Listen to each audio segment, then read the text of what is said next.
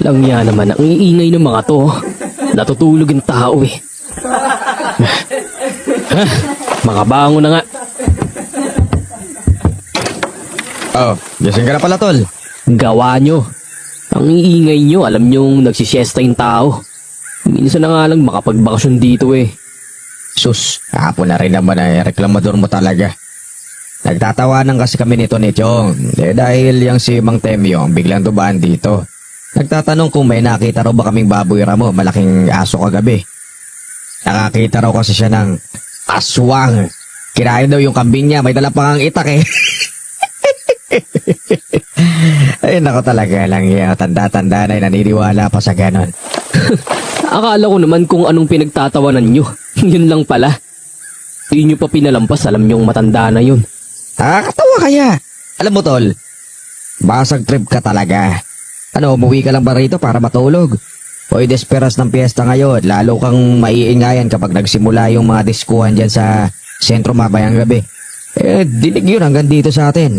Ay, oo nga, Josep. Abay kanina ka pa natutulog dyan simula nang dumating ka galing biyahe, di mo pa nila kami nakakwentuhan. Kumusta naman ang Maynila ngayon?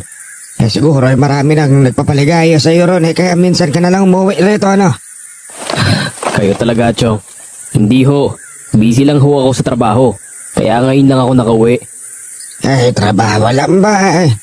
Ikaw naman, nagdaan din ako sa ganyan. Hindi mo na kailangan na magtago sa aking bata ka. Ano sabihin mo, ilan ang chicks mo ron? Sus, Chong. Asahan nyo pa yung utol kong yan sobrang torpe kaya yan kapag nakakaharap ng babae. Kaya nga hindi nakaka-score pa yan sa kahit sinong babae. Hindi pa nakakasyota eh. Torpe. Totoo ba yun, Josep? Ay, nakoy, mahina pala to eh.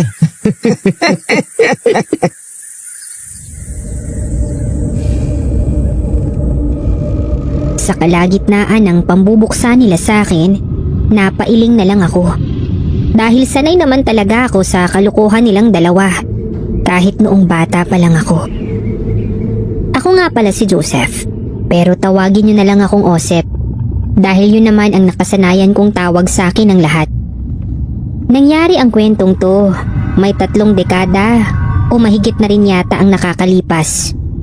Noong nakatira pa kami sa liblib na barangay namin sa probinsya. Tuwing sumasapit ang fiesta noon sa barangay namin, talagang nakagawian ko ng umuwi. Sa Maynila na kasi ako nagtatrabaho noon bilang isang sikyo sa isang bangko. Kaya madalang na lang talaga akong makadalaw. Pero nung taong yun, di ko akalain na magiging kakaiba at memorable ang pag-uwi kong yun.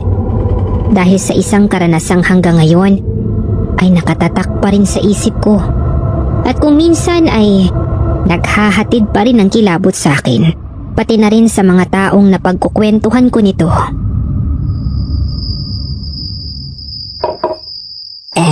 Osep, iho. Heto, magkape ka muna ha, nang magising-gising naman ang diwa mo. Naku la, di na ho dapat kayo nag-abala pa. Kaya ko namang gawin yan eh. Mamaya niyan, matapunan kayo. Ang init-init pa nitong kapeng barakong tinimpla nyo. Ay sus, ikaw na bata ka talaga, oo. Bulag lang ako. Pero hindi ako baldado ha, kaya wag mo akong pangangaralan dyan. Abay, malakas pa ako sa kalabaw. Magpasalamat ka na lang. Lola naman iniingatan ko lang ho kayo. Pero salamat ho, ang bango nitong kape. Ay nako, ikaw naman kasi iho. Bakit ba ayaw mong makihalupilo dun sa mga kuya mo sa labas? Para naman hindi ka nag-iisa rito sa bahay. Hindi ka ba naiinggit sa pagkakasiyahan nila ron? Tapos ikaw nandito lang at nagmumukmok. La, hindi naman ho ako nagmumukmok eh. Alam niyo naman hong hindi talaga ako mahilig makipagsaya. Ayoko ho ng maingay kaya ayos lang ho ako rito. Ay nako, akala ko pa naman, yung ginagawa mong pagtatrabaho sa Maynila, makababawa sa pagiging mailap mo. Sabi hindi rin pala. Alam mo, kahit papaano may tama rin yung Tio Roberto mo. Bakit nga naman hindi ka humanap ng nobya ron sa Maynila? Balita ko marami naman daw magagandang babae ron. Si Lola naman Pati ba naman ho kayo? Abay, bakit? Apo, hindi ka na bumabata, ha? Ilang taon ka na nga ba? 25, hindi ba? At ni isang nobya, hindi ka pa nagkakaroon. Ano nagsisimula na akong kabahan sa yung bata ka, ha? May dapat ka bang aminin sa akin? Oh, ano pong aminin? Umamin ka nga sa akin, Osep. Ikaw ba'y hindi tunay na lalaki? Oh, mali ho yung iniisip nyo. Lalaking lalaki ho ako, no? Kung ganon, bakit nga ayaw mo pang magnobya? Anong hinihintay mo? Pagbuti ng uwak? Kasi naman yung babaeng gusto ko, si Kuya Jepoy naman ang gusto. Naging dating nobya ho ni Kuya yun eh. Kaya hindi ko na tinangkapang ligawan. Mukha kasi siyang patay na patay kay Kuya. Ano ka mo? Si Jepoy? Aba, ang babaeng yan yata ang bulag at hindi ako. Sira pa yata ang tuktok. Bakit mas gugustuhin niya yung kuya mong barumbado na wala pang trabaho? Di ko napigilang mapangiti nang sabihin sa akin ni Lola Trinidad ang mga katagang yun. Kapag talaga siya yung kausap ko noon, grabe kung umangat yung kumpiyansa ko sa sarili dahil palagi niya akong pinupuri. Di gaya ng trato niya kina Kuya Jepoy at Tio Roberto na halos araw-araw yata ay sinisermonan niya. Bakit naman kasi sa lahat ng babae, yung dating nobya pa ng kuya mo ang naibigan mo? Saksakan ho kasi ng ganda noon. Kung makikita nyo lang ho siya, mukha talaga siyang anghel na bumaba sa lupa. Mahinhin, mabait. Hindi ho siya kagaya ng mga babaeng taga Maynila na sinasabi ni Chong. Sa totoo lang ho walang-wala sa kanya ang mga babae dun. Ay, nako. Mukhang delikado ka nga, Apo. Halatang malaki ang tama mo sa babaeng yun eh. Ano nga bang pangalan nun? Siya ho si... Ay, nako. Ano na naman kaya ang pinagtatawanan ng mga hinayupak na yun? Mukhang lasing na naman ang tiyo mo at yung kuya mo. Pakitingnan mo nga't sabihan, ha? Na matulog na. Maaga pa tayong mag-aasikaso bukas para sa fiesta. Sige ho, magpahinga na ho kayo. Ako nang bahala tumawag kina Kuya.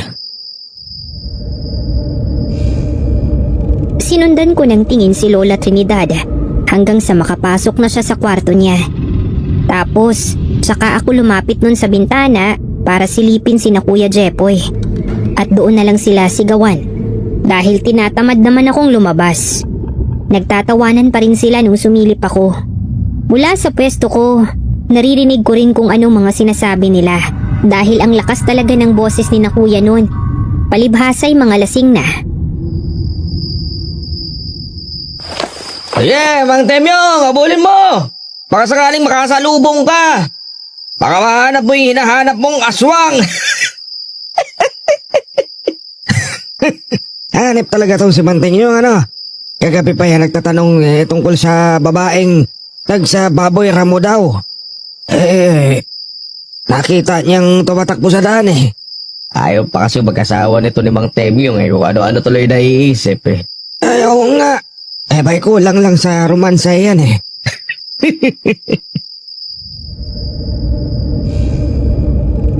Napailing na lamang ako noon sa ginagawang pambubuksan ni na Kuya Jepoy kay Mang Temyong.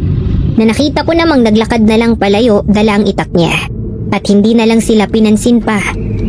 Mukhang wala itong pakialam kung pinagtatawanan siya. Dahil desidido talaga siyang hanapin ang kung anumang hinahanap niya ng mga sandaling yun.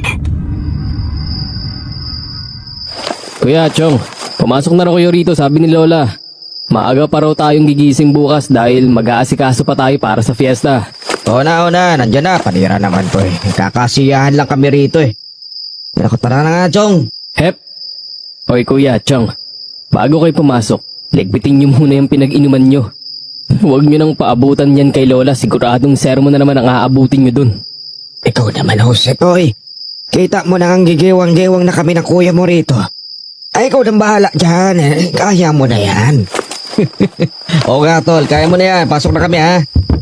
Ano? Uy! Pero hindi na ako pinansin pa ng dalawang lasenggo at nagunahan pa silang pumasok sa loob ng bahay at dumiretso na sa mga tulugan nila. Ay, kainis. Naisa na naman ako ng dalawang yun ah. Kaasar talaga ang mga... Ha? Ano yun? Parang may dumaan sa likuran ko. May tao ba dyan? Teka, parang lumalamig yata ang paligid ah. Bakit kinikilabutan ako bigla? Langya naman kasi oh. Bukas na nga itong mga kahalat na to. Wala naman akong nakitang tao nun sa paligid ko nang magpalingalinga ako. Pero sigurado talaga ako ng mga sandaling yun na may naramdaman akong presensyang dumaan sa likod ko dahil sa naramdaman ko pa yung pwersa ng hanging nilikha ng pagtakbo nito. Hindi naman ako likas na matatakutin. Sa katunayan nga ay sanay na ako na mag-isa sa gabi dahil sa uri ng trabaho ko na mga panahong yun. Pero ng gabing yun ay hindi ko talaga naiwasang hindi kilabutan. Lalo pa at napapaligiran ng nagtatayugang puno noon ang palibot ng bahay ni Lola kung saan din kami nakatira. Sumasabay pa sa malamig na ihip ng hangin noon ang mga dahon at ang tanging maririnig mo lang na ingay sa paligid ay ang nagkikiskisang tunog nito na sinasabayan pa ng huni ng mga panggabing ibon at insekto. Ay, makapasok na nga lang. Teka, si Mang Temyong ulit yun ah. Bakit may dala na namang itak yun? Sandali. Parang manok yata yung bit-bit nun ah. Pero, bakit parang ubos na yata ang laman ng manok? Hindi pa nga natatanggalan ng balahibo. Hoy, tol! Kuya! Langya ka.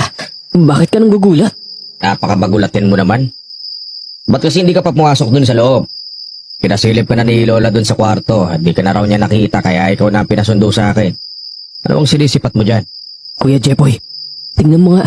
Tama ba ako? Manok yung daladalang yun ni Mang Temyong, di ba? Ha? Tingin nga. Oo nga no. Mukhang kakatayin niya. Baka panghahanda niya bukas. Anong kakatayin? Tingnan mo nga yung maigi. Kakatayin niya yan. Halos parang ubos na nga yata ang laman. Di pa naman natatanggalan ng balahibo. Teka, oo nga no. Langya. Hanap pa siya ng hanap ng aswang? Baka naman sarili niyang hinahanap niya mismo simula pa kagabi. Alam mo, dati pa talaga ako nahihiwagaan dyan sa matandang yan. Nakakapagtaka na parang hindi tumatanda. 70 anyos na malakas pa rin. Ang ibig mong sabihin, matagal mo nang pinaghihinala ang aswang yang si Mang Temyong, kuya? Ganun na nga. Teka, kuya!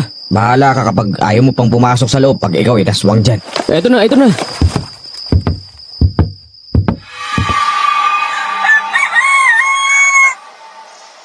Oo nga, Jong. Maniwala ka. Sinasabi ko sa'yo, nakita nga namin si Mang Temyong kagabi na may daladalang patay na manok. Parang kinain ng buhay. Halos wala nang natirang laman. Sus! Baka naman guni-guni mo lang yun, oy. Pareho tayong lasing kagabi, baka nanaginip ka lang. Yan tamang-tama, nagising na tong utol ko. Tol, sabihin mo nga dito kay Chong na nakita natin kagabi si Mang Temyong.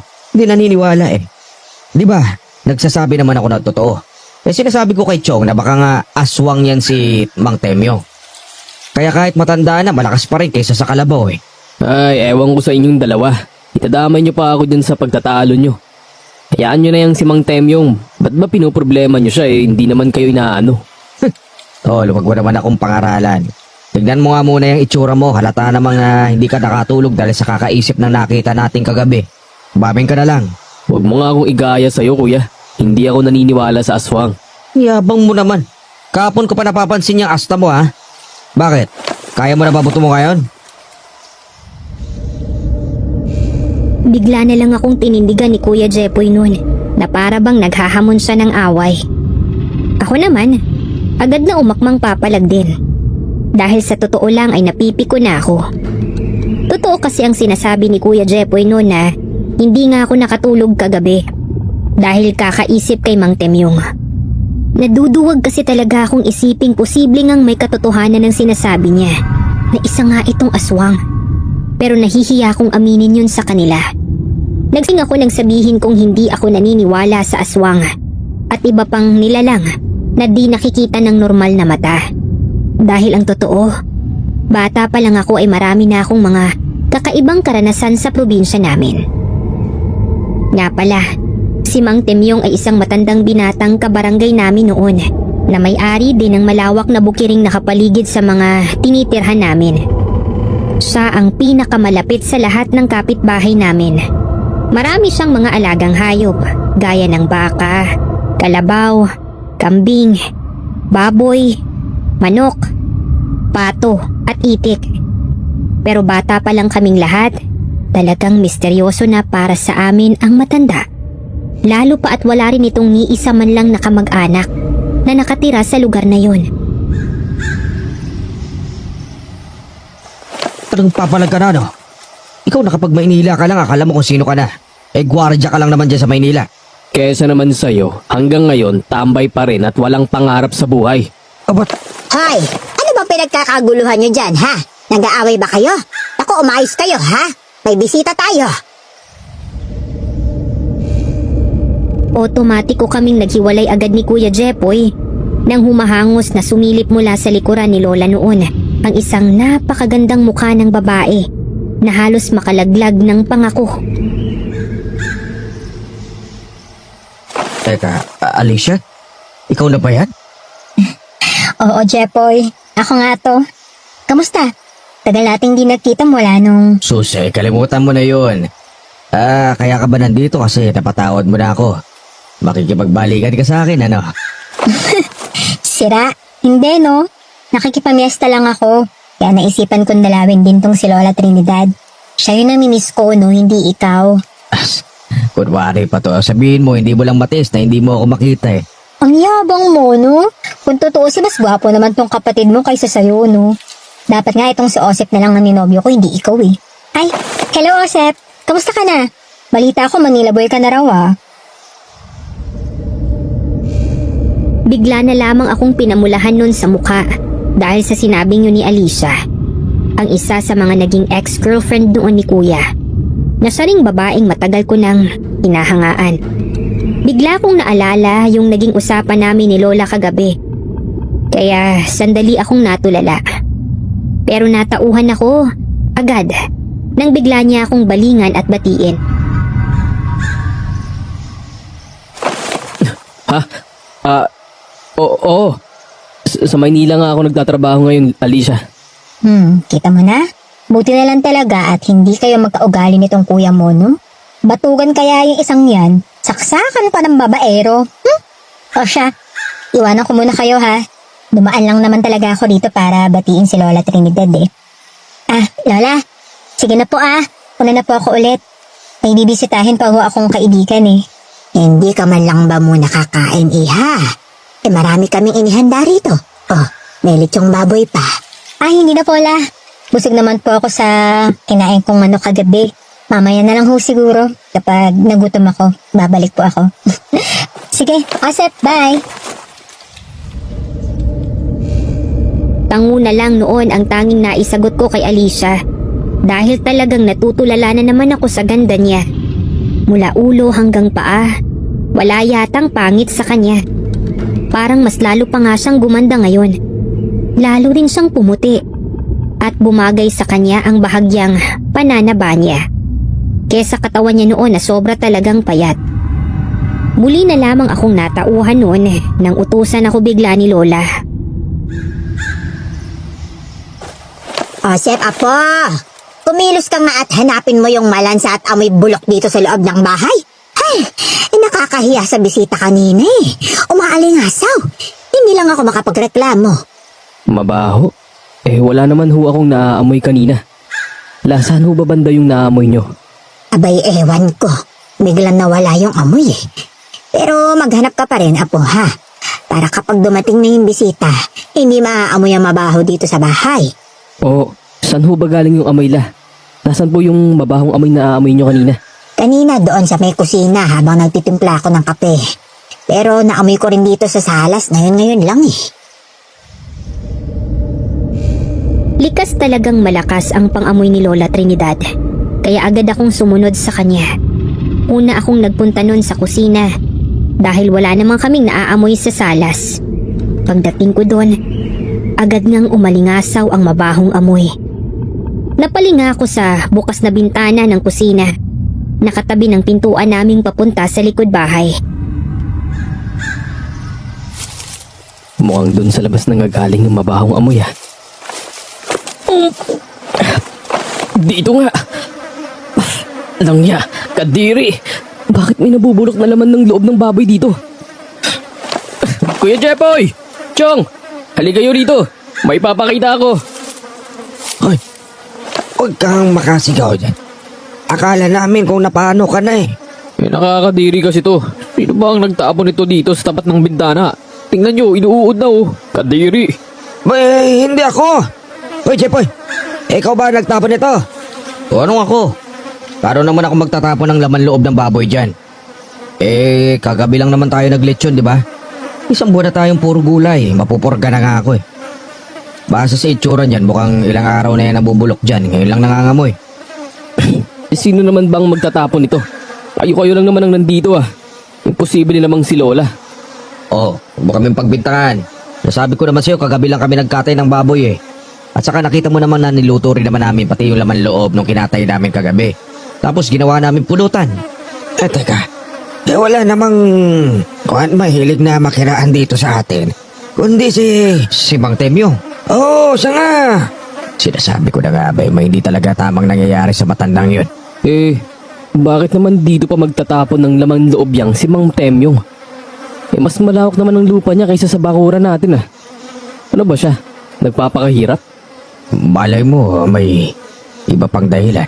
Ano na namang ibig mong sabihin, kuya? Ewan ko, malay ko. Malay ba natin kung ginawa niya yan para makaiwas siya na pagbintangan? Ang dami mo pang pasikot-sikot, kuya. Bakit di mo na lang diretsahin? Ano ba kasing tinutumbok mo? Malay mo, hindi pala laman loob ng baboy ito. Malay mo, galing pala yan sa tao. Ha? Ano? Oy, bakit? Hindi naman malayong mangyari yun. Ako tama yung hinahala ko tungkol sa kanya. Simula pa kagabi. Siya lang naman itong pabalik-balik dito sa atin ah. At saka isa pa, hindi ba, nung isang buwan, nabanggit mo sa akin na uso raw yung biglaan na lang nawawala yung mga batang babae sa kabilang baryo. Nahanap na kaya yung mga yon? Oo nga no. Naalala ko kagabi, balita ko. Hanggang ngayon, naghahanap pa rin yung mga magulang ng batang nawawala. Di ba nung nakarambuan lang din, ilang beses nagpunta yan si Mang Temyo sa kabilang baryo. Dahil may katarnasaksyon daw siya doon tungkol sa lupa niya. Siya nga mismo yung nagsabi nun sa'yo nung nakausap mo siya, di ba, Chong? Sandali nga, kuya. Chong, anong mga nawawalang bata? Ano bang pinagsasabi nyo? Hindi ka kasi umuwi rito kaya wala kang alam sa mga pangyayari. Nung isang buwan, 3 batang sunod-sunod na nawala hanggang sa ngayon, hindi pa nakikita. Lahat ng mga yon, mga batang babae.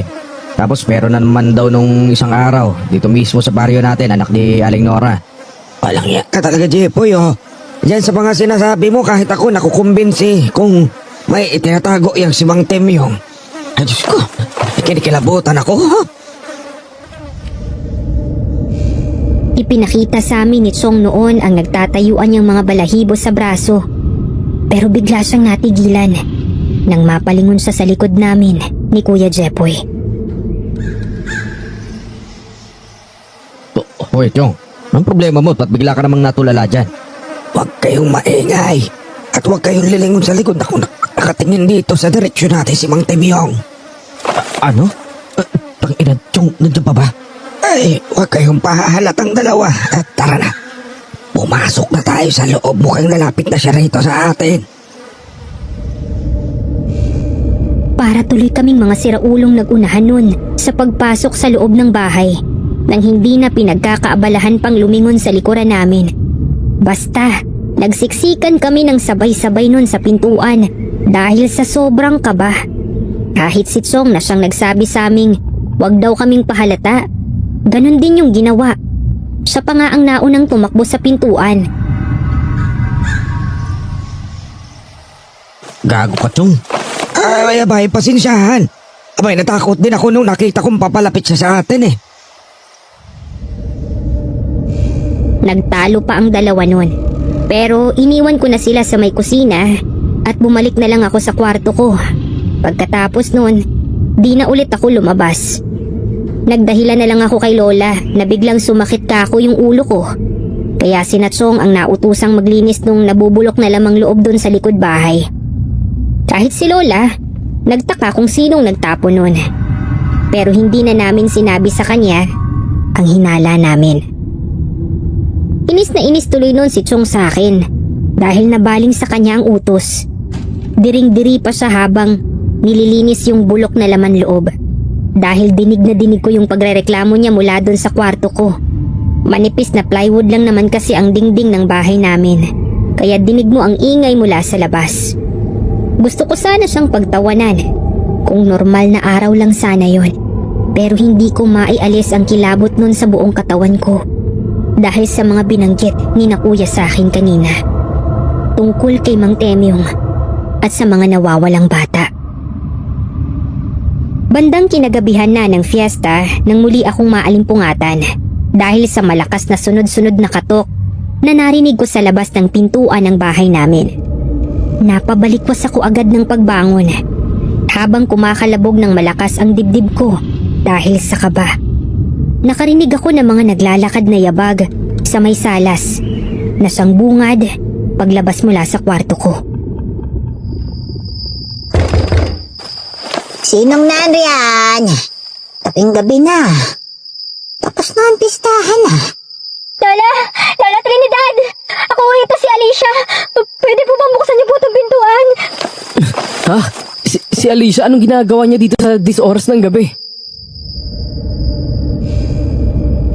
Kumahangos ako ng bangon, saka ako lumabas ng kwarto.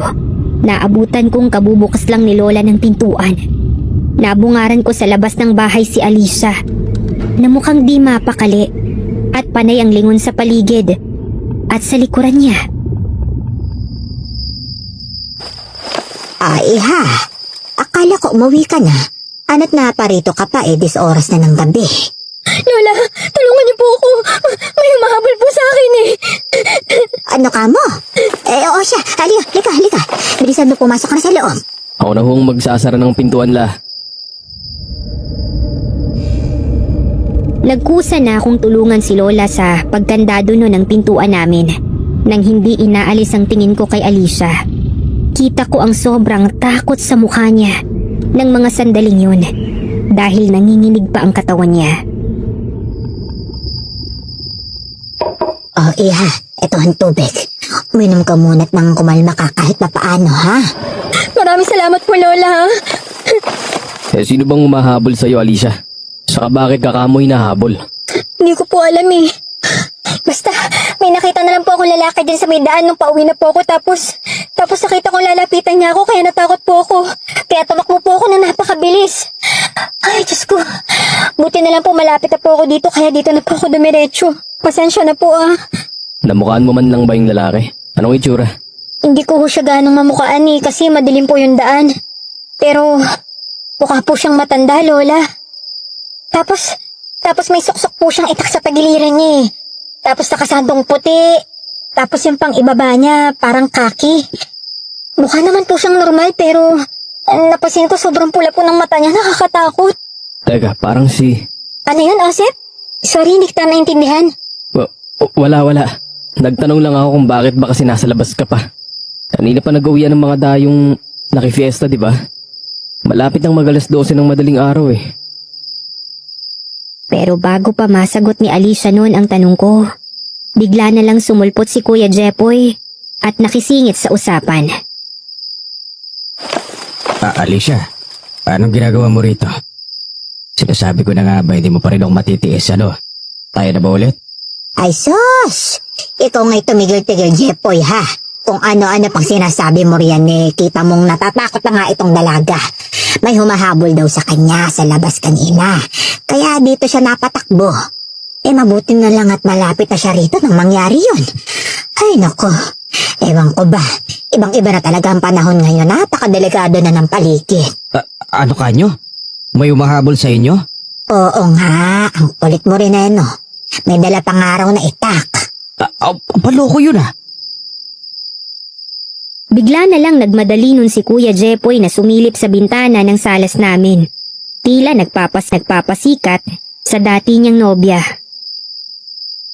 Lintik si Mang Temyong lang naman yung nasa labas Ayun Parang may hinahanap Palingalinga sa paligid, may dala pang itak. Ano? Sa sinabing yun ni Kuya ay napasilip na rin ako sa bintana. Nakita ko nga si Mang Temyong na nasa labas. At parang may hinahanap, dala ang itak niya. Nakahubad baro pa nga ito na akala mo maghahamon ng away. Bakit talaga namang may saaswang talaga tong matandang to Baka naghahanap na naman siya ng bago niya bibiktimahin. Osep tol, labasin mo nga yun, takutin mo lang Di ba may baril ka? Ano? May baril ka, Osep? Oo, Alicia, may baril yung utol kong yan. Guardia yan sa bangko dun sa Maynila Kaya tol, kung ako sa'yo, gamitin mo na yan at ngayon ang madala na yan si Mang Temyong. Sira ka ba? Bakit ko gagawin yun? Hindi naman ako otoridad. Gusto mo bang matanggalan ako ng lisensya? Bakit? Wala ka naman sa Maynila At saka isa pa, paano ka naman matatanggalan ng lisensya? Aswang naman niyang yayariin mo Hoy, Jepoy! Ano ba yung mga pinagsasasabi mo, ha? Sira talaga ang tuktok mo, ano? Ipapahamak mo pa ang kapatid mo? Lola, totoo naman tong sinasabi ko.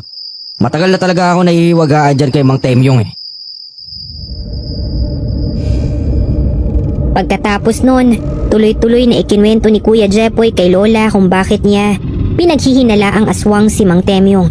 Akala ko nga, hindi maniniwala si Lola sa kanya. Pero nagulat ako sa isinagot nito. Napapansin nyo rin pala ang kakaibang kilos na yan ni Temyong. Ay, hanggang ngayon pala, hindi pa rin nawawala sa kanya ang aninong yun ng angkan nila. Kahit na ilang taon na siyang nananahimik. Ano po bang ibig niyong sabihin, Lola? Sa totoo lang mga apo, bata pa lang kami. Duda na ako sa buong pamilya niya ni na Temyong. Sa lahat kasi ng mga taga dito sa amin sa baryo, sila lang ang mailap sa tao at halos hindi nakikisalamuha sa amin noon pa man. Ay nako, misteryoso talaga ang pamilya nila. Parang may itinatago. At isa sa mga katangian taglay ng angkang yun, halos lahat sila Tantakin mo, halos lahat sila. Hindi makatingin ng mata sa mata. Hindi ba? Napakakaiba ng ganon. At yung ganong hindi makatingin ng diretso sa mata, ang sinasabing palatandaan daw kapag ang kaharap mo ay isang aswang. Uso rin noon ang bigla-bigla na lang pagkawala ng mga dayong nagagawi rito sa baryo namin. At sila ang madalas na mapagbuntungan ng sisi noon. Kaya nga nang bigla na lang magsilayas dito sa lugar na to yung kapamilya ni Temyong. Saka lang kami nakampanting lahat. Wala ni isa man ang nagduda kung bakit sila biglang nawala. Basta halos lahat kami nun natuwa na lang. Hindi naman nakaano si Temyong Kaya kalaunan, unti-unti ring nakalimutan ng tao ang usap-usapan tungkol sa lahi niya. Sinasabi ko na nga ba, tama talaga yung kutob ko La, napatunayan naman po ba yung usap-usapang yun kay Mang Temyong? Kahit konting ebidensya po ba nagkaroon ng mga kabaryo natin para paghinalaan sila ng ganon? Hindi iho, walang naging patunay. Kaya nga hanggang ngayon ay nandito pa yung si Temyong. Natuto na lang kami na makibagay sa kanya at huwag na siyang pakialaman pa para manatili ang katahimikan sa mundo naming lahat. Mukhang delikado nga talaga yan si Mang Temyong at ang mabuti pa Alicia, dito ko na lang muna magpalipas ng gabi. Baka mamaya bigla talagang mapahamak ka kung ipipilitin mong makauwi ngayon. Kung gusto mo, sa kwarto ko na lang ikaw matulog. Total, may pinagsabahan naman tayo Huwag mong pansinin niyang si Kuya Alicia. Doon ka na lang matulog sa kwarto ko. Ako nang bahala dito sa salas. Para maging komportable ka, bibigyan na lang kita ng panibagong kumutatuunan. Tapos papalitan ko ng bago yung kobre kama. Naku, hindi ba nakakaya naman sa'yo, Osep? Pwede naman akong dito na lang sa salas Malaking bagay na nga tong pagpapatuloy niyo sa akin Ano ka ba? Ayos lang yun. Sige na, maupo ka muna nang maasikaso ko na yung kwarto para makapagpahinga ka. Pasikat masyado. Total, yakang-yaka naman na pala nitong magaling kong utol ang sitwasyon. Sige na, babalik na lang ako sa pagtulog. Diyan na kayo pasok na ulit ako sa kwarto. Pagkatapos ang biglang pagpapasaring na yun ni Kuya Jepoy, dire-diretso niya kaming tinalikuran at naglakad pabalik sa kwarto niya. Nang hindi na hinihintay pa ang sagot namin. Napailing na lang ako habang sinusundan namin siya ng tingin ni Alicia. Ganon din ang reaksyon ng lola ko. Pero hindi na siya nagsalita pa. Bagkus ay humingi na lang ng tawad sa bisita namin para sa pagiging bastos daw ng apo niya. Habang ako naman ay dumiretso na nga sa kwarto. Yun, buti na lang. May malinis pa akong kumot at punda rito sa cabinet. Tamang-tama. Ayos na siguro to. Katatapos ko lang noong ayusin ang hihigaan ni Alicia. Napalitan ko na ng kobre kama at punda yung unan. Pagkatapos ay nakapaglagay na rin ako ng panibagong kumot sa ibabaw ng kutson para magamit niya. Nang bigla na lamang akong may naulinigang kakaibang tunog sa labas ng nakasaradong bintana ng kwarto ko. Teka, parang may tao sa labas ha. Hindi pa rin ba umuwi si Mang Temyo? Lumapit ako sa bintana at bahagyang binuksan yon ng kapiraso para kumpirmahin ang hinala ko kung sino ang naglalakad sa labas. Si Mang Temyo nga ah. Si Alicia ba talaga ang hinahanap niya? Panay pa rin ang pagpabalik-balik ni Mang Temyong habang nagpapalingalinga sa paligid. Waring may hinahanap. Mahigpit ang hawak niya doon sa dala niyang itak na para bang anumang oras ay handa niya yung itaga sa kung ano o sino man yung hinahanap niya. Nandyan pa rin ba siya, Osep? Ha? Alicia! Ikaw lang pala yan, ginulot mo ako. Ay, naku, sorry. Ayos lang, hindi ko kasi naramdamang pumasok ka pala. Pero tama naman ako, di ba? Si Mang Temyong, nandyan pa rin siya sa labas? Oo, pero wag kang mag-alala, mukhang hindi naman niya alam na dito ka sa amin nagtago eh. Isa pa, nandito naman ako. Ang ibig kong sabihin, nandito naman ako, si Kuya Jepoy at si Chong Roberto. Tatlo kaming lalaki rito kaya hindi ka maaano. Ang defensive mo, no? Oo, alam ko namang safe ako rito. Buti na lang talaga, dito ko tumakbo kanina. Oo nga, oo siya. Magpahinga ka na, lumalalim na rin ang gabi. Mag-aalas 9 na rin pala. Kung may kailangan ka, huwag kang mahiyang magsabi ah. Nandyan lang kami sa may labas. Salamat ulit sa'yo, Osep, ha? Salamat sa pagpapatuloy niyo sa akin ngayong gabi. Lalong-lalo ka na. Ay, kung alam mo lang, grabe ang iniyak ko sa taong yun nung niloko niya ako. Ano ka mo? Bigla na lamang akong napanganga sa sinabing yun ni Alicia. Nang akmang lalabas na sana ako ng kwarto.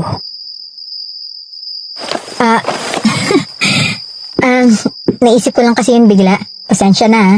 Ano kasi, nakikita ko ngayon kung anong pinagkaiba niya ng kuya mo na hindi ko nakita noon sa kanya. Buti na lang talaga, hindi kayo naging magkaugali. Kahit na parehong-pareho ang dugong nananalaytay sa ugat niyo. Siguro dahil magkaiba kasi kami ng kinalakhan ni Kuya. Sanggol pa lang kasi ako nung dinala ako dito kay Lola Trinidad. Si Kuya 15 anyos na nung nakasama namin dahil si nanay naman ang nagpalaki sa kanya. Ganun ba? Iba talaga yata kapag alagang lola, no? Lumalaking mabait, magalang, saka gentleman. Parang ikaw.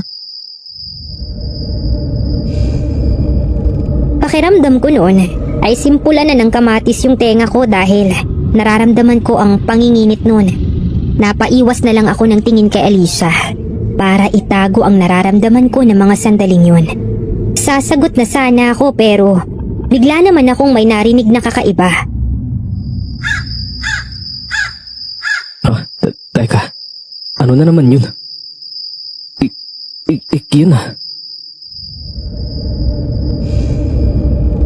Nakaramdam ako ng kaba nang matunugan ko kung anumang klaseng huni yung naririnig ko sa labas. Tunog yun ng ibong ik-ik na ayon sa paniniwala noon sa lugar namin, isang ibong nagbibigay daw ng senyales kung may aswang na malapit sa paligid. Mahinang-mahina lang ang huni nun, kaya lalo kong kinilabutan. Ang sabi kasi nila, kapag mas mahina ang huni ng ik-ik, mas malapit yung aswang. Mas malakas naman kung nasa malayo ito. Mukhang tama nga ang hinala ni Kuya Jepoy tungkol dun kay Mang Temyong. Ang mabuti pa, itali ko ng mas mahigpit itong pagkakasara ko sa bintana. Buti na lang, mahaba-haba itong kawad. Teka't itatali ko sa grills. Salamat ulit, Osep, ha? Pero habang sinasara ko to, pwede ba akong makisuyo sa'yo, Alicia? Oo naman. Ano yun? Pwede bang pakiguan mo yung asin at bawang dun sa may kusina namin? Sasabuyan ko lang itong palibot ng kwarto para mas safe ka. Sige. Nang lumabas si Alicia mula dun sa kwarto, dali-dali kong tinapos yung ginagawa kong pagpapatibay sa sarado ng bintana. Pagkatapos, ay binuksan ko yung cabinet na katabi ng higaan. Mula doon ay kinuha ko ang isang maliit at itim na bag na naglalaman ng dala-dala kong 45 na siya rin ginagamit ko sa trabaho noon. Lisensyado yung baril na yon at ako mismo ang bumili noon. Bukod pa yon sa unit na inisyo sa akin ng agency namin na sandali ko munang isinorender sa boss ko bago ako umuwi ng probinsya. Tinago ko agad yon sa tagiliran ko para hindi makaramdam ng takot si Alicia.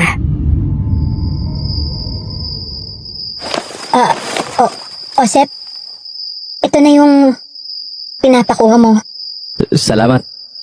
Alik, teka, na paano yung kamay mo? Bakit parang nalapnos yata? Magkakape kasi sana ako. Kaso, pagbukas ko dun sa termos nyo, bumuhos sa kamay ko yung mainit na tubig. Ano? Teka, patingin nga. Naku, ano ka ba? Wag na. Ayos lang ako.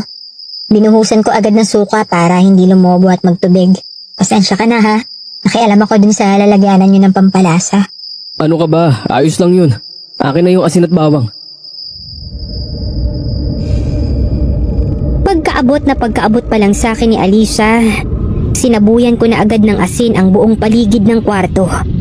Pagkatapos ay isinabit ko doon sa may bintana yung 3 ulo ng bawang. Kilalang pangontra sa aswang ang mga yun sa probinsya namin. Kaya kahit papano ay nakampante ako na magiging okay na si Alicia doon.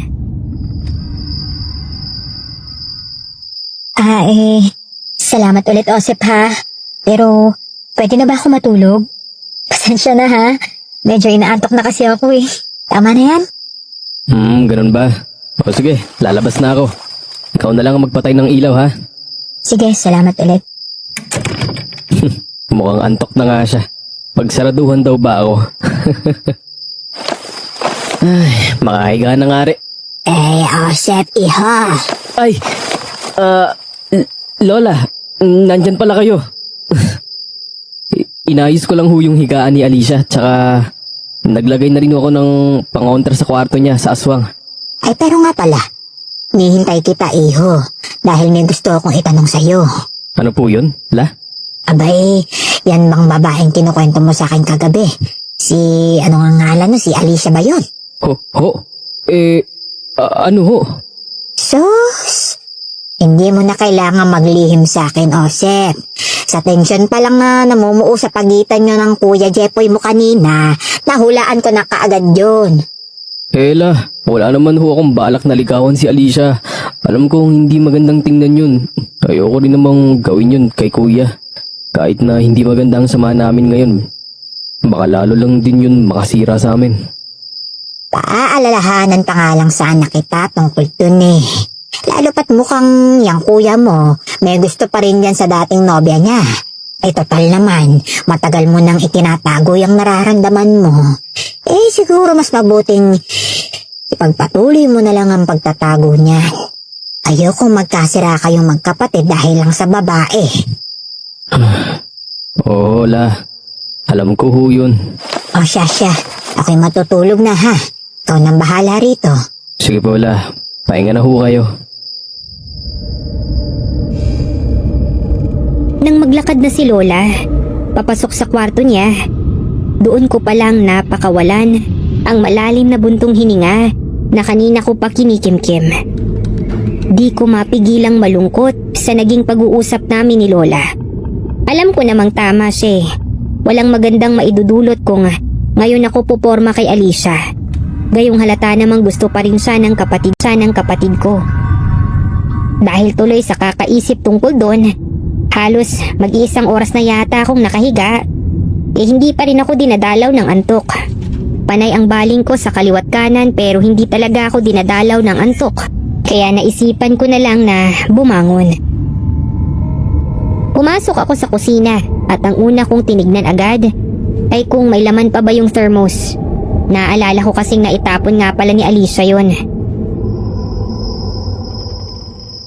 Ay, kakapiraso na pala tong laman ng termos. Di na yata kasya sa isang tasa. Makapagpakulo na nga lang ulit. Ha? Teka. Nakasalang pa pala yung takore. Ba't parang puno pa ang tubig? Hindi ba naisalin sa termos ang laman nito? Ay, pasensya na, sir. Ay, nakalimutan ko pala, may sinalang akong bakulo kanina bago matulog. Hindi ko na nasalin sa termos. Ay, baga pa naman ata yung kalan. Sindihan mo na lang ulit at kukulo naman yan agad dahil mainit pa yung tubig. Kaya abot ako ng pospor at mag-iusi ako. Ha? Ba't sabi ni Lucia natapon daw sa kamay niya yung laman ng termos? Lapnos nga ang balat niya eh. Natapon. Wala naman laman yung termos kanina pang umaga. Ngayon lang ako nagpakulo, hindi pa nasasalin. Ako lang naman tong nakatokang gumawa noon, kaya alam ko yan. Sigurado ka, Chong? Oo. Tingnan mo pa yung natitirang laman sa termos. Kaping bigas yan. Nung isang gabi pa yan, kaya malamig na. Wala na kainit-init yan. Kaya paano malalapnos ang balat ni Alicia? Natigilan ako sa sinabi ni Chong noon. Kunot na kunot ang noo ko sa pagtataka. Naisip ko na lang na baka nagkamali ng pagkakasabi sa akin si Alicia kanina at imbis na takore ay thermos yung nabanggit niya. Kaya ipinagpatuloy ko yung pagtitimpla ng kape. Sabay na kami nung bumalik ni Chong sa salas. Pero nagkatinginan kami bigla nang abutan naming nakatayo sa tapat ng kwarto ko sina Lola Trinidad at Kuya Jepoy. Hola, kuya. Anong ginagawa niyo dyan? Tsaka teka, ano yun? Ang baho. Apay, ewan ko. Kaya nga kami napabalikwas ng bangon ni Lola kasi napakasang-isang ng amoy na nanggagaling dito sa kwarto ninyo. Ano ba yun? Hindi ko... Anong ingay yun? At parang may umaangil dyan. Diyos ko, si Alicia. Baka pinapasok ni Mang Temyong. Binitawan ko bigla yung hawak kong tasa ng kape sa miseta namin. Tapos bigla kong sinipa yung pintuan ng kwarto ko. Oh, at walang tao. Nasa si Alicia, tol? Ewan ko. Diyan ko lang siya iniwan kanina eh. Hindi ko naman siya nakitang lumabas. Tsaka nakasarado pa rin naman yung bintana o paano naman yun mawawala bigla. Tumingala kayo. Ayun si Alicia. Nakasabit sa kisame. Halos sabay kaming napatingala ni Kuya Jepoy. Nang takot na ituro ni Chong ang kisame ng kwarto kong natatanaw lang din mula sa aming kinatatayuan. At gano'n na lamang ang biglang pagkalaglag ng mga panga namin. Nang makita naming si Alicia, ang magandang babaeng kanina pa ay nakituloy sa amin. Ang babaeng lihim kong minamahal. Ang babaeng dating nobya ng kapatid ko ay animo malaking gagambang.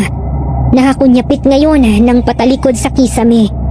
Titig na titig sa amin at masaganang naglalaway habang umuusok ang balat na animoy nasusunog. Diyos ko, anong ibig sabihin nito? Walang hiya ka, Jepoy. Yung dating nobya mo, aswang!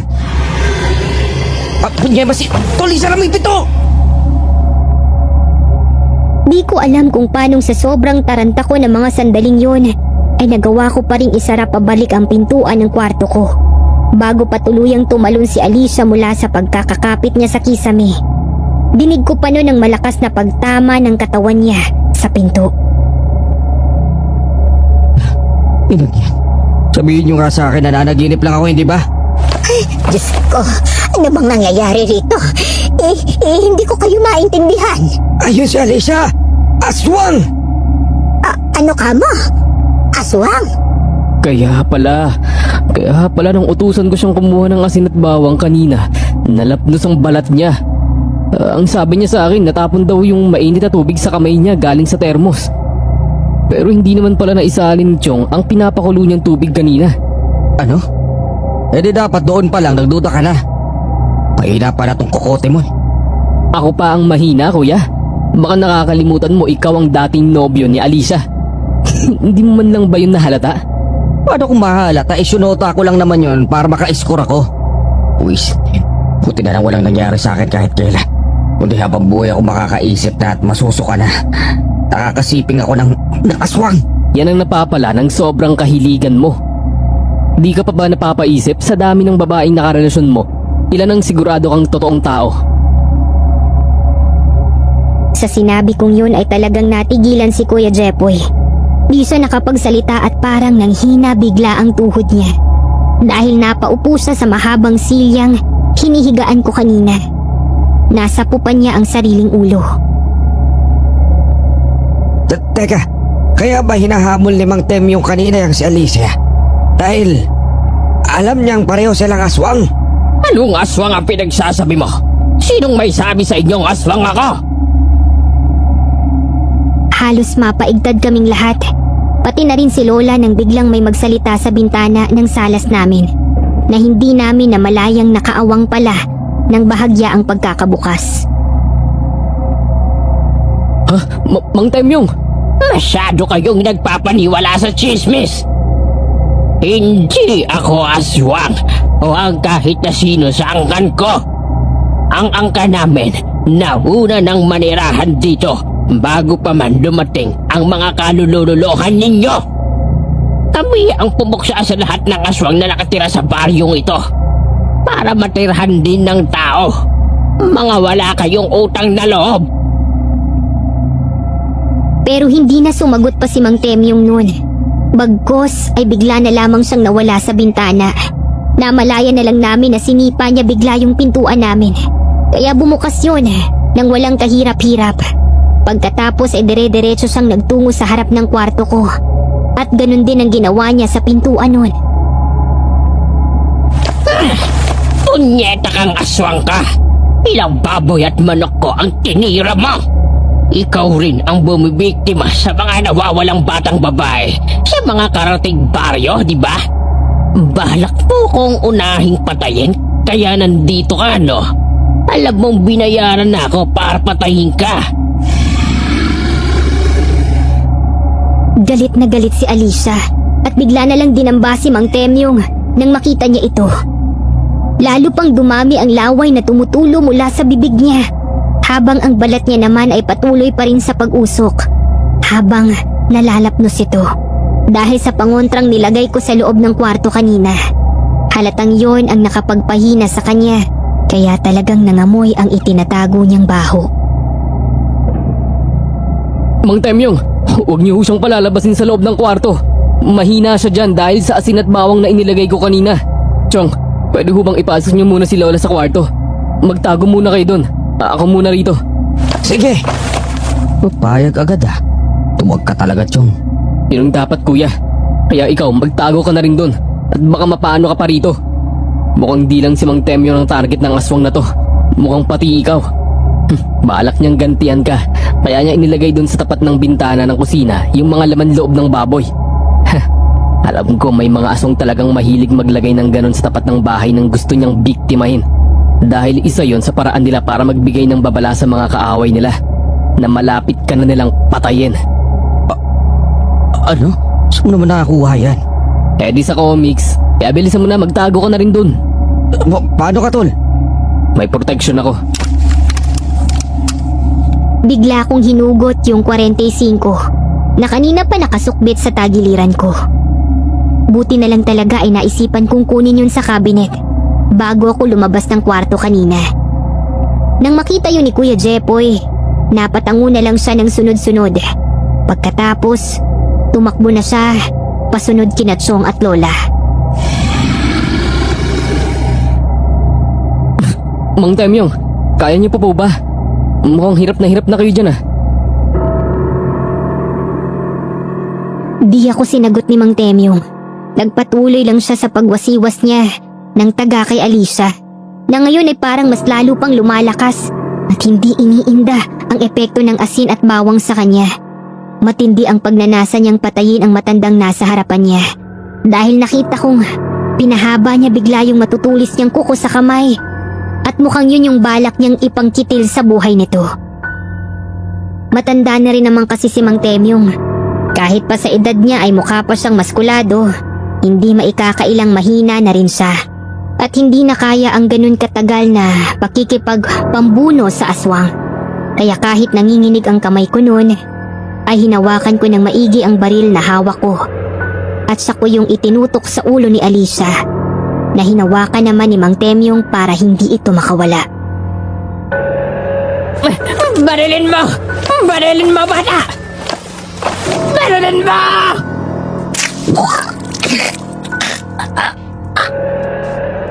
Mang Temyong! Sobrang bilis ng pangyayari.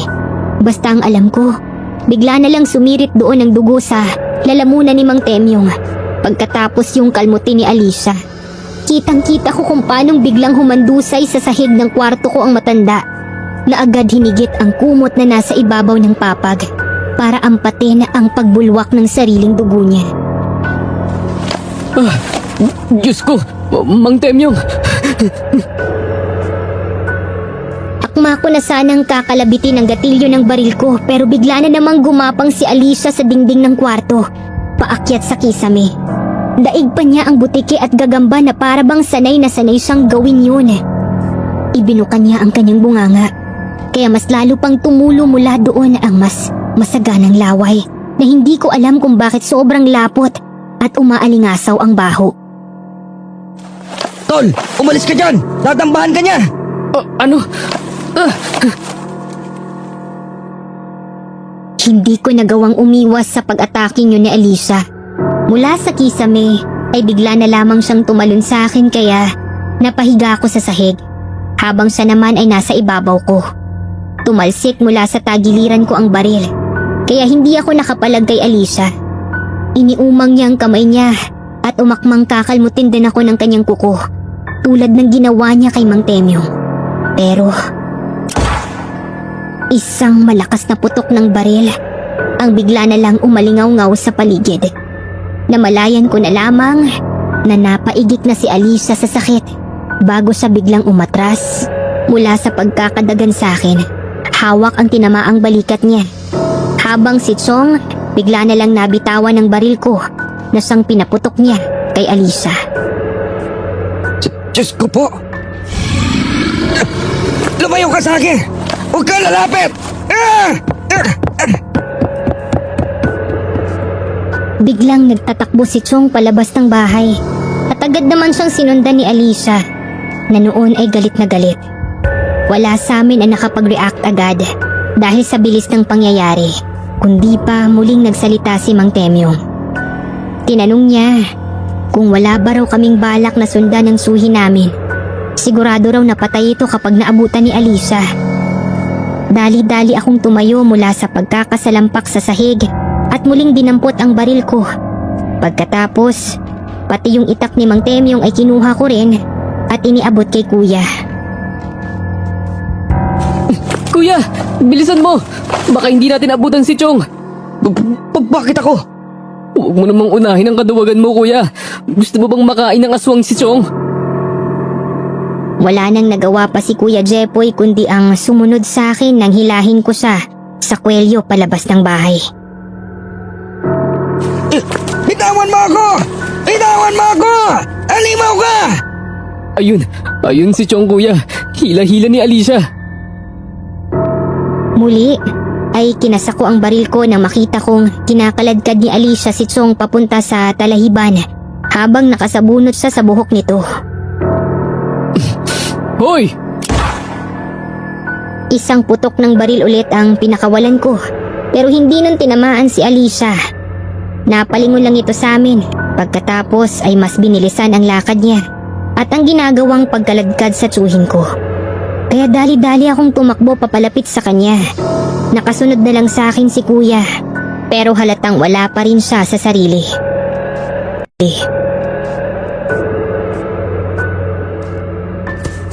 Kuya, umayos ka. Alertuhin mong sarili mo, baka mapahamak tayo sa ginagawa mo. Pero tol, natatakot ako eh. Eh di ba ako ang punteriya ng aswang na yan? Paano kung mapatay niya ako? Sana inisip mo yan bago mo siya nilokot sinaktan noon. Hanggang ngayon, malaki pa rin ang galit niya sa'yo. Kaya kanya binaligan. Sa totoo lang, damay lang naman kami rito. Hindi ko na napigilan pang ipuhos ang sisi noon kay Kuya Jepoy. Naiinis ako sa kanya dahil ito ang naging resulta ng ginagawa niyang kalokohan noon pa. Naku, Diyos ko. Iligtas niyo lang ho kami ngayon, magbabago na talaga ako. Anong ginagawa mo, kuya? Nagdadasal ka ba? Tumahimik ka dyan, makiramdam ka na nga lang sa paligid. Sa totoo lang, kung wala lang kami sa seryosong sitwasyon ng mga sandaling yun, ay mapapahagalpak ako sa tawa sa nakita kong reaksyon ni Kuya Jepoy. Yun ang unang beses na nakita ko siyang nagdasal at nagawa niya yun dahil sa sobrang takot. Pero wala ako sa wisyo ng mga sandaling yun para tumawa. Nagpatuloy ako sa pakikiramdam sa paligid dahil biglang nawala si Chong at Alicia at hindi namin sila makita, lalo't ang tataas pa ng talahib nun. Nakiusap ako sa'yo. Pakawalan mo na ako. Hindi kita sinasadyang barilin. Ha? Si Chong yun ah. Huwag mo ko kainin. Bigla ko na lang kinalabit ang gatilyo ng baril ko para gulatin ang aswang. Alam kong maririnig niya yon, kahit hindi naman siya makita ng mga sandaling yon.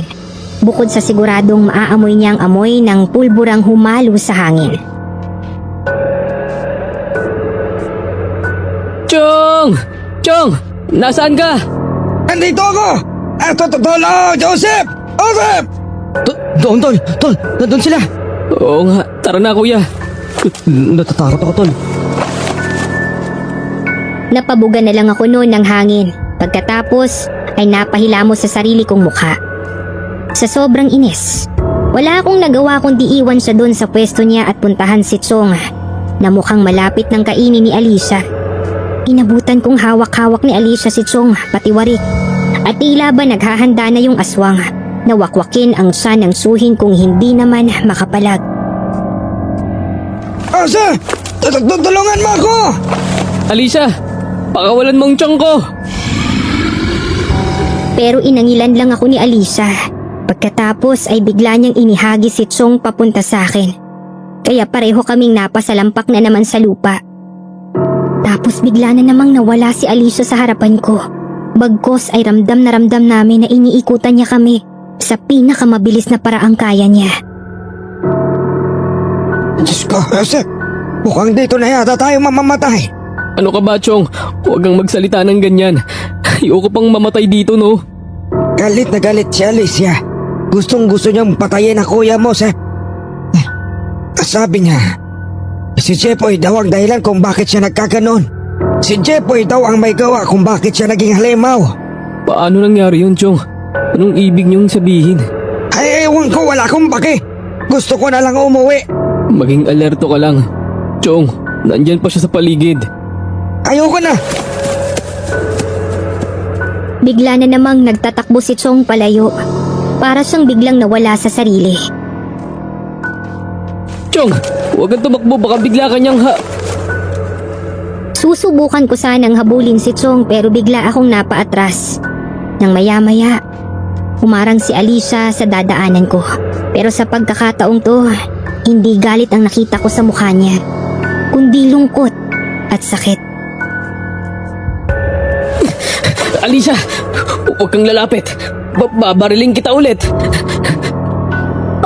Joseph, tulungan mo ako. Ano? Bakit ko naman gagawin yun? Aswang ka. Niloko mo kami. Nambibiktima ka ng mga inosenteng bata. Pati kami muntik mo ng saktan. Hindi ako yun. Maniwala ka sa akin, hindi ako yun. Hindi ako yun, Joseph. Tumigil ka. Hindi mo ako maluloko, halimaw ka. Iniumang ko ulit sa kanya ang baril ko. Kahit na sa totoo lang, ay takot na takot talaga ako ng mga sandaling yun. Makinig ka sa akin, Osep. Maniwala ka. Hindi ako ang may gawa ng sunod-sunod na pagpatay sa mga batang yon sa mga karatig baryo. Hindi ako pumapatay ng inosente. Mali ang inaakala nyo. Paano ako maniniwala sa'yo? Ikaw lang naman ang aswang na nakita ako sa tanang buhay ko. Lahat ng nangyari, ikaw ang itinuturo. Inaamin ko, Osep, nagpunta ako rito dahil gusto kong gantihan niyang kapatid mo. Pero maniwala ka sa akin. Wala akong balak na saktan siya. Gusto ko lang siyang takutin para madala na siya sa mga kalokohan pinaggagawa niya. Pero bigla niyo na lang akong pinagbintangan. Dahil aswang ka. Hindi lahat ng aswang masama. Hindi lahat ng aswang tao ang kinakain. Nagkataon lang na nagutom ako, kaya ako kinain yung ilan sa mga alaga ni Mang Temyong. Hindi ko naman kasi alam na... Tumigil ka na nga. Huwag mo nang bilugin pa ang utak ko. Alicia, wala ka ng lakas, no? Nanghihina ka na eh. Dahil may tama ka. Kaya sinusubukan mo akong siluin. Hindi ako ganun katanga, Alicia. Osep, maniwala ka. Hindi ako kumakain at ang bibiktima sa mga nawawalang bata. Hindi ako ang may gawa nun. Dahil kung ako yung may kagagawa ng lahat ng yun, hindi na sana ako tatabla ng ordinaryong bala ng baril mo, di ba? Lahat ng aswang na kumakain ng tao, kakaiba ang lakas nila, Osep. Tandaan mo yan. Parang nagiging makulat na rin yung balat nila. Kaya hindi na sila kayang patayin lang ng ordinaryong panlaban ninyo. Hindi na sila basta-basta mapapatay ng isang bala lang. Iba ang lakas ng pwedeng ibigay sa amin ng dugo at laman ng tao, kaya maniwala ka sana sa akin. Kinakailangan ko na ipagtanggol yung sarili ko sa inyo kanina dahil doon pa lang sa mga pangondrang inilagay mo sa loob ng kwarto, grabe na yung panghihina ko. Sabihin na nating totoo ang sinabi mo ngayon. Tinangka mo pa rin kaming saktan kanina. Si Mang Tembyong nga, ginilitan mo eh. Hindi malalim masugat na yon. Ginawa ko lang yon para makawala ako sa kanya dahil ayoko pang mamatay, Osep. Kung gusto ko kayong labanan o gawan ng masama, hindi sana hindi ko kinailangan makiusap sa'yo ngayon. Kaya nga ako tumakbo tumingi ng tulong sa inyo dahil ayoko makasakit. Naiintindihan mo ba, ha? Sa tingin niyo ba hindi ko kayang labanan ng isang 70 anyos na matanda? Pero hindi ko yung ginawa kay Mang Temyong kanina dahil ayoko nga siyang saktan. Bigla akong napaisip noon sa mga sinasabi ni Alicia sa akin. Kita ko sa mukha niya ang sinseridad, pero ayoko pa ring maniwala sa kanya. Ganun pa man, ay ibang sinasabi ng puso ko ng mga sandaling yon. Pakawalan mo na ako, Osep. Para awa mo na. Hayaan mo na akong lumayo ulit. Hindi na ako magugulo pa sa inyo. Wag, Osep. Wag mo ngayaang bilugin ang halimaw na yan ang utak mo. Patayin mo na yan. Halimaw? Naririnig mo ba talaga yung sinasabi mo, Jepoy, ha? Para sa ating dalawa, ikaw ang mas dapat tawaging halimaw. Ikaw na walang konsensya, kumanakit ng mga babae. Ikaw ang dapat na tinatawag na isang halimaw. Huwag mo nang pakinggan yan, Tol. Barilin mo na yan. Ano? Barilin mo na yan, Tol. Pero imbis na sundin ko si Kuya Jepoy, bigla ko na lang noong ibinaba ang hawak kong baril. Ano ginagawa mo? Baka mamaya atake tayo. Salamat sa'yo, Osep, ha? At tanawin ko isang napakalaking utang na loob ang ginawa mo sa akin ngayon. Natigilan na lamang kami ni Kuya Jepoy nung biglang bumuka muli sa likuran ni Alicia ang mabalahibo niyang pakpak. Naanimoy pakpak ng kwago. Pagkatapos noon ay lumipad na sa palayo. Ano ginawa mo, Tol? Ano ginawa mo? Wala ka talagang utak. Ikaw ang walang utak, kuya. Kapag pinatay ko si Alicia, gaano tayo nakakasigurado na hindi tayo babalikan ng mga kaanak niya? Gusto mo bang hindi lang isang aswang ang gumambala sa atin, ha? Pero ang totoo, palusot ko lang yun. Dahil pinakawalan ko naman talaga si Alicia. Dala ng awa ko sa kanya at sa pakiusap niya sa akin. Ewan ko ba pero may parte sa puso ko na naniniwala sa mga sinasabi niya. Na hindi raw siya ang may kagagawa ng mga naging patayan sa kabilang baryo. Gusto kong maniwalang hindi ganon ang babaeng minahal ko. Sa kabila ng pagtuklas ko sa tunay niyang pagkatao. Umuwi kami ni Kuya Jepoy na walang imikan. Galit pa rin siya sa akin dahil sa nangyari. Tinanong naman kami ni Lola kung ano yung kinahinatnan ng pakikipaghabulan namin kay Alicia. At ako na ang nagsabi sa kanila ng lahat. Ano ka mo? Pinakawalan mo ang aswang na yun, Joseph? Diyos ko naman, bakit mo naman ginawa yun? Pasensya na kayo. Ayoko lang naman balikan tayo ng mga kaanak niya dahil kung sakaling pumatay ako ng aswang, hindi ba uso sa kanilang gantihan? Pabalikan din naman yan tayo. Kahit na hindi natin patayin si Alicia. Mapagtanim ng galit ang mga aswang na yan. Kaya nga gusto niyang balikan ng kuya mo, hindi ba? Hindi na ako nakasagot sa sinabi ni Chong. Sa totoo lang, hindi ko naisip agad yun nang pakawalan ko si Alicia. Basta nakinig lang ako sa kung ano yung sinasabi ng puso ko ng mga sandaling yun. Hindi ko kasi talaga siya kayang saktan. Hindi kayo babalikan ng aswang na yon. Huwag kayong mag-alala. Ang sabi mo, iho, mukhang kwago ang pakpak na nakita mong lumabas mula kay Alicia. Mukhang nagkamali nga ako sa kanya. Mukhang hindi nga siya ang aswang na hinahanap ko. Anong ibig niyong sabihin, Mang Temyong? Doon na sinabi sa amin ni Mang Temyong na ang aswang daw na hinahanap niya ay hindi ganon ang itsura ng pakpak. Dahil may mga nakakita raw ng dagitin nito ang ilan sa mga nawawalang batang babae at ibang deskripsyong sinabi ng mga ito sa kanya. Ayon sa mga nakakita, ang aswang daw na dumadagit sa mga nawawalang batang babae ay may pakpak, nakawangis ng sa paniki. Yun nga lang ay sobrang laki nito at sapat halos para ibalot ang isang buong tao. Ibig sabihin, ibang-iba yon sa nakita kong pakpak ni Alicia na hindi naman nakakatakot ang itsura. Ibig niyong sabihin pwedeng nagsasabi ng totoo si Alicia? Tango ang isinagot sa akin ni Mang Temyong. Mukhang hirap na siya noong magsalita dahil sa sugat niya sa leeg. Ay, Diyos ko. Ilang aswang ba naninirahan sa lugar na ito? Mukhang marami la. Mukhang hanggang ngayon kasama pa rin natin sila. At kung minsan ay nakakasalamuha pa ng normal lang tao. Diyos ko po. Sa tanda ko ng ito, iho.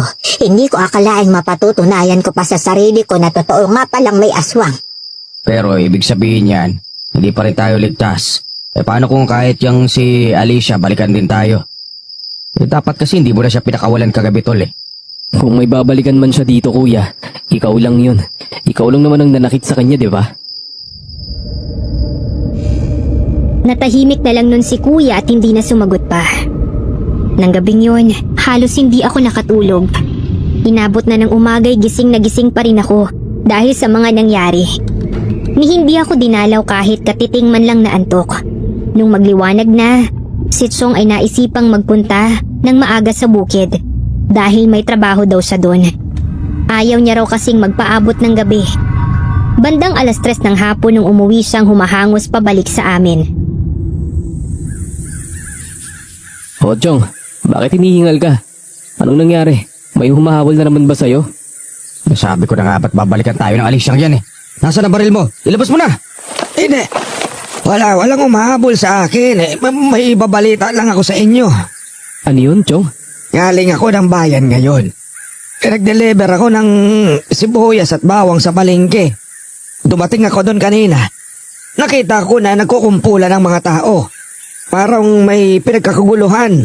Huwag ka na magpaligoy-ligoy, Chong. Ano ba yung nakakita mo ron? Si Alicia ba? Patay na siya? Nauli na ba siya ni Mang Temyong? Sa labas kasi ng palengke, may nag-iwan ng malaking kawayan na tinusok sa lupa.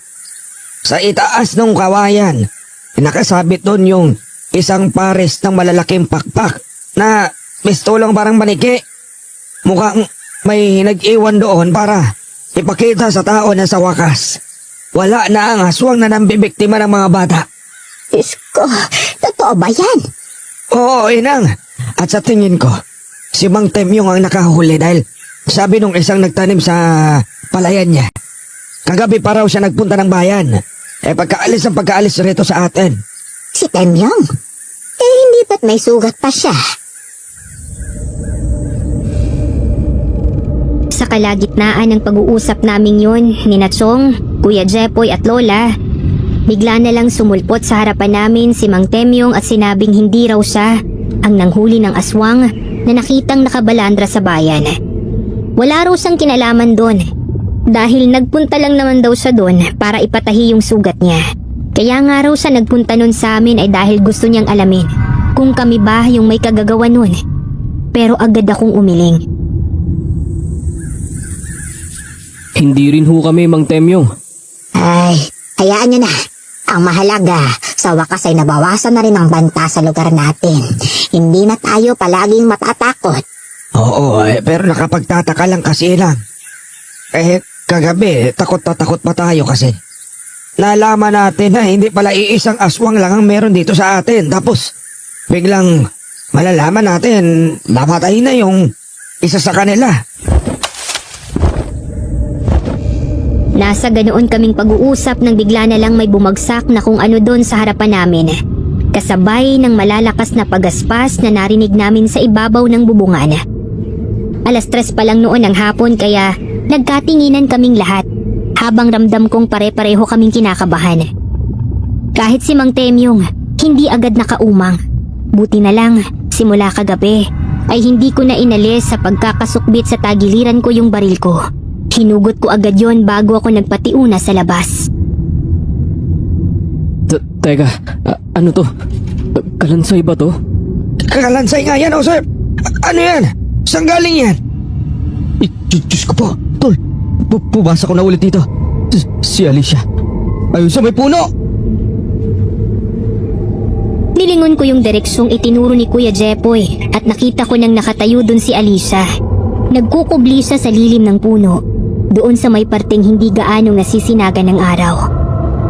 May benda ang bandang balikat niya na siyang tinamaan ng bala kagabi nang barilin siya ni Chong. Nagulat pa ako nang bigla siyang kumaway sa akin na para bang nagpapaalam. Tinignan ko ulit yung kalansay na ibinagsak niya sa bakuran namin. Nagulat ako nang mapansin ko sa bandang ulo nun, kakaiba ang mga nakakabit na ngipin. Hindi kasi yun ngipin ng normal na tao, kundi animoy ngipin ng hayop. Mahahaba yun at matutulis.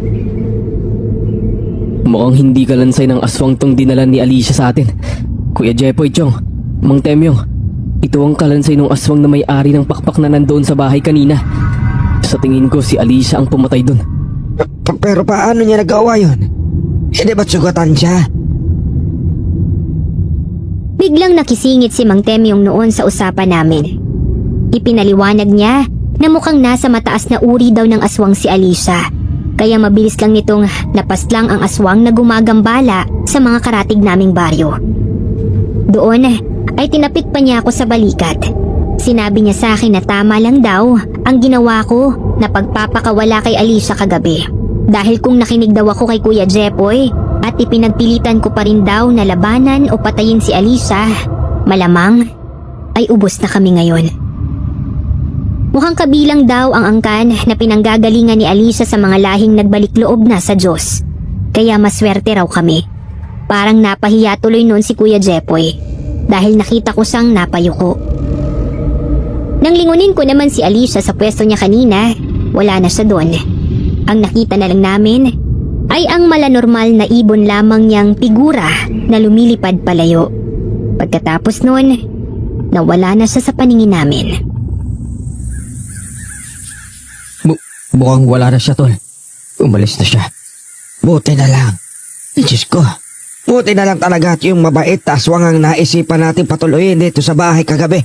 Kung nagkataon yung isa ewan ko na lang. Sayang hindi ba lang ako nakahingi ng tawad sa kanya? Aba, himala. Akala ko ba gusto mong patayin ko ang ex mong yun? Sising-sisi si Kuya Jepoy ni hindi man lang daw siya nakahingi ng tawad sa dating nobyang nagawa niyang saktan at lokohin noong sila pa. Dahil nga doon ay siya na ang nagkusang maglibing doon sa bangkay ng aswang na ibinagsak sa amin ni Alisa bilang pagpapakita man lang daw ng pagsisisi. Ako man noon nanghihinayang din. Pagkatapos kasi ng araw na yon, hindi ko na nakita pa si Alisa. Nawala na siya ng tuluyan sa lugar namin at nabalitaan naming lumipat na raw sa ibang probinsya. May mga naiwan pa naman siyang kaanak sa kabilang baryo noon. Pero sino ba naman ang magkakaroon ng lakas ng loob na tanungin sila, gayong alam naman namin ang lihim na kanilang itinatago. Baka mamaya, ikapahamak pa namin yon. Pero aaminin ko, medyo matagal bago ako nakapag-move on noon kay Alisa. Dahil ilang taon ko rin namang kinimkim ang nararamdaman ko para sa kanya. Tapos, nauwi lang din naman pala sa ganun yung kwento namin. Hanggang sa mga sandaling to, kapag naaalala ko ang karanasan namin, isang gabi ng fiesta sa liblib na baryo namin noon, hindi ko pa rin maiwasang mag-isip kung nasaan na kaya ngayon si Alisa. Buhay pa kaya siya? Ako ba? Naaalala pa rin niya. Medyo nakakahiya mang aminin pero di ko pa rin maiwasang mahiwagaan sa sarili ko kapag naiisip kong minsan akong nagmahal ng isang aswang. Ay alam kayong kwento na katulad nitong karanasan namin ng pamilya ko? Ano kaya ang mararamdaman nyo kung sakaling isang araw malaman yung palang matagal nyo nang hinahangaan aswang pala? Comment nyo naman para mabasa ko kung sakaling mapili ang inyong kwento. Bagamat matagal-tagal na rin namang nawala ang pagmamahal na nararamdaman ko para kay Alisa, nagpapasalamat pa rin ako at nakilala ko siya. Siya ang nagturo sa akin na hindi pala lahat ng mga kinatatakutan nating nilalang, masama. Minsan nga, sila pa yung biktima ng mga normal na taong wala sa matinong pag-iisip, gaya ng Kuya Jepoy ko noon. Buti na nga lang ay nagbago siya pagkatapos ng pangyayaring yon. At ngayon, ay pareho na kaming masaya sa kanya-kanya naming pamilya. Kahit nga ang asawa ko, humahanga rin kay Alisa sa tuwing ikinukwento ko sa kanya ang pangyayaring ito. Sana ay nagustuhan ninyo ang kwentong ito na binahagi ko sa inyo ngayon. Sa ngayon ay dito ko na lang po muna tatapusin ang aking email. Muli ay maraming salamat nga po pala sa inyo at sa pagpapaunlak niyong pagbahagi ng sarili naming karanasan. More power po sa lahat ng channel nyo. Umasa po kayong patuloy naming susuportahan ng buong pamilya ang lahat ng channel nyo dito sa YouTube. Hanggang sa uulitin po, kapag may time ay magpapadala ulit ako ng iba pang karanasan. Ako nga po pala ulit si Osep.